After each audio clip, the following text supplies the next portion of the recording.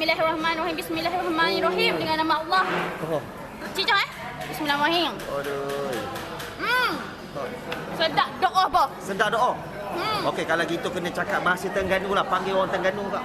Sekmung wajib teras sini. Memang sedap doa. Abang Lobster. Nasi lemak Abang Lobster. Memang best doa. Memang best doa. Wajib teras sini deh. Nama siapa, dari mana? Nama Fahana dari Terengganu. Semata-mata nak datang ni. Daripada Terengganu. Ya. Marah. Okey, kalau marah saya nak tengok akak. Biasa ni kita kata kalau perempuan dia marah dia lapor. Betul. Daripada Terengganu ni semua ni. Betul. Okey. Akak potong boleh yang ni. Kita ambil yang ni, yang besar. Okey. Okey, akak ambil potong yang bahagian belakang dia. Ni Ya, sini Ni. Betul. Bismillahirrahmanirrahim. Tengok ni. Oh, marah dia. Dah look bang. Kosong. Geram tengok kek hari tengok video kak Ya, hari-hari. Lepas tu macam mana nak buka ni? Hari-hari tengok. Okey, potong sini kak. Nak senang akak potong sini dulu. Okey. Baik-baik jari jangan potong jari. Crack boleh. Okey. Okey, ini akak potong dia punya ni. Alright.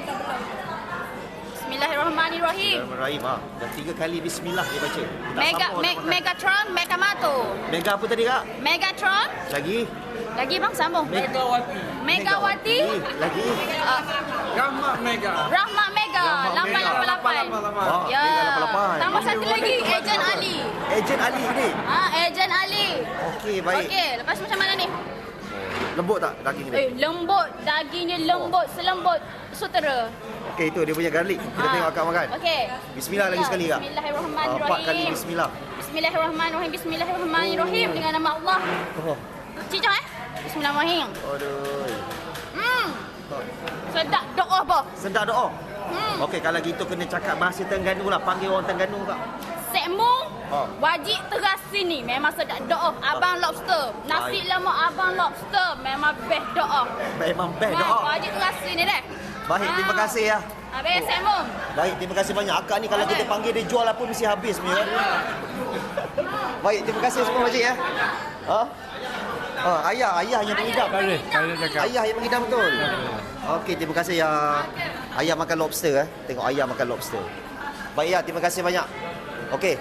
So kita boleh tengok kita punya pelanggan ni tengok daripada Terengganu. Ini daripada KL. Apa khabar orang KL? Apa khabar orang KL? Oh, orang KL tengok 3 king crab.